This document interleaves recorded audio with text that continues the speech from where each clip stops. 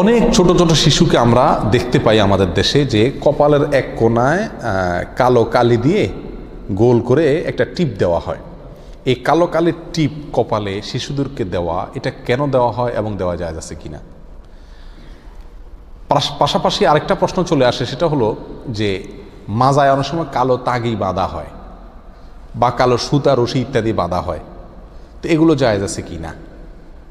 প্রথম প্রশ্ন উত্তর হলো, কপালে কোনায় কালো টিপ এটা যদি সৌন্দর্যের জন্য দেওয়া হয় তাহলে ঠিক আছে। ছোট বাচ্চা ধবধবে সাদা যদি হয় বা সুন্দর যদি হয়, তাহলে সেক্ষেত্রে এই সাদার উপরে একটা কালো টিপ, এটা ওই তিল থাকলে যেরকম সুন্দর লাগে, এটা দেখতে সুন্দর লাগে। এটা যদি সৌন্দর্যের জন্য দেয় তাহলে কোনো সমস্যা নাই শরীয়তের দৃষ্টিতে। আর যদি এটা এই জন্য দেওয়া হয় যে এটা দিলে আর বদনজর লাগবে না, আর এই উদ্দেশ্যেই বেশিরভাগ লোক দিয়ে থাকে বলে আমার ধারণা। যদি কেউ এই উদ্দেশ্যে লাগায় যে এই কালো টিপ দেখলে মানুষের কি লাগবে না, আর বদনজর লাগবে না, তাহলে সেক্ষেত্রে এটা গর্হিত কাজ, এটা কুসংস্কার, এটা পরিহার করা জরুরি। এটা ভুল আকিদা, ভুল বিশ্বাস। কথা বুঝে আসছে? ছোট শিশুকে বদনজর থেকে, মানুষের হিংসা থেকে বাঁচানোর জন্য শরীয়ত সিদ্ধ বহু পদ্ধতি আছে। যেমন আপনি 3 কুলের আমল করেন, পড়ে ফু দেন বাচ্চার উপরে, ইনশাআল্লাহ কোনো বস্তু তাকে ক্ষতি করতে পারবে না। কিন্তু আপনি এই যে কালো টিপ লাগাচ্ছেন, এই কালো টিপ দেখলে কি লাগবে না, বদনজর লাগবে না, এটা সম্পূর্ণ কুসংস্কার, ভুল ধারণা।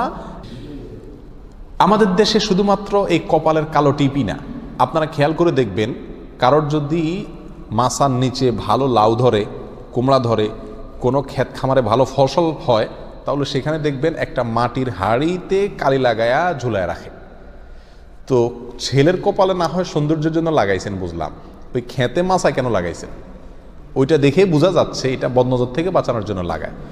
অনেকে মনে করে এটা এই যে লাগানো হয়, এই লাগানোটা কেন? এই লাগানোটা এই জন্য যে একটা মানুষ যখন দেখবে সুন্দরটার দিকে নজর না পড়ে ওই কালো দেখে তার মনটা খারাপ হয়ে যাবে আর সে আর বদনজর দিবে না। এটা একটা মানুষের ধারণা, কিন্তু এর সঙ্গে ইসলামের কোনো সম্পর্ক নেই এবং এটা সম্পূর্ণ ভুল ধারণা। বদনজর থেকে বাঁচানোর সাথে এই কালো কালি লাগানো, কালো টিপ লাগানো, এগুলোর কোনো সম্পর্ক নাই। অনেকে আছে আবার দেখবেন যে ক্ষেত খামারে বা এই ধরনের জায়গাতে ওই গরুর যে চোয়াল আছে দাঁতের, ওইগুলো ঝুলায় রাখে যাতে কেউ ক্ষতি করতে না পারে। এসব গর্হিত, এসব কুসংস্কার, এসব ভুল ধারণা, এবং এগুলা পরিহার করা একজন মুমিনের জন্য জরুরি। কেউ যদি আকীদা পোষণ করে যে এগুলোর কারণে এটা ক্ষতি থেকে বাঁচবে, তাহলে এটা শিরকে আসগার হবে, বিধায় এগুলো থেকে বেঁচে থাকতে হবে। কালো তাগির বিষয়টি হলো, মাজায় আপনি ছোট শিশুর যে কালো তাগি বাঁধার রেওয়াজ আমাদের দেশে প্রচলিত আছে, এক্ষেত্রে বলবো কালো তাগি এটা বেশিরভাগ লোকই ওই কালো টিপের মতো ক্ষতি থেকে বাঁচানোর জন্য পড়ায় থাকে, এবং বিভিন্ন মৌলভী সাহেবদেরকে দিয়ে পড়ায় আনে, তারা ওইটা পড়ে পড়ে গিরা দেয়। কোনো এই তাগি টাগি সুতা টুতো এগুলোতে বিভিন্ন কিছু পড়ে গিরা দেওয়া, এটা সাধারণত জাদুকরদের কাজ, এটা কোনো আলেমের কাজ, কোনো দিনদার মানুষের কাজ না। নবী আলাইহিস সালাম বিভিন্নভাবে চিকিৎসা দিয়েছেন সাহাবায়ে কেরামকে, সাহাবায়ে কেরাম চিকিৎসা দিয়েছেন পরস্পরকে, কোরআন এবং সুন্নাহর আলোকে রুকিয়া শরঈয়া করেছেন, ঝাড়ফুঁক করেছেন শরীয়ত সিদ্ধ, কিন্তু এই গিরা দেওয়া দেওয়ার কোনো সিস্টেম তাদের আমল থেকে আমরা পাই না। কিন্তু এর বিপরীতে আল্লাহ সুবহানাহু ওয়া তাআলা সূরা ফালাকে বলেছেন, ওয়া মিন শাররিন নাফাসাতি ফিল উকাদ, যারা গিরায় ফুঁক দেয়, রশিতে গিরা দিয়া সেখানে ফু দেয় মন্ত্র পড়ে পড়ে, এদের ক্ষতি থেকে আল্লাহর কাছ থেকে আল্লাহ আশ্রয় চাইতে বলেছেন। তাহলে বোঝা গেল এই কাজটা খুব ভালো কাজ না। বিধায় শিশুদের মাজায় যে সমস্ত তাগি থাকে গিরা দেওয়া, এগুলো পড়ানো উচিত নয়। এগুলো পড়ালে শিশুর ক্ষতি হবে না, রোগবালাই হবে না, জিনে আসর করবে না ইত্যাদি, এসব ধারণা সম্পূর্ণ ভুল ধারণা, কুসংস্কার। এতে কোনো লাভ হবে না, বরং উল্টা আরও ক্ষতি হওয়ার আশঙ্কা।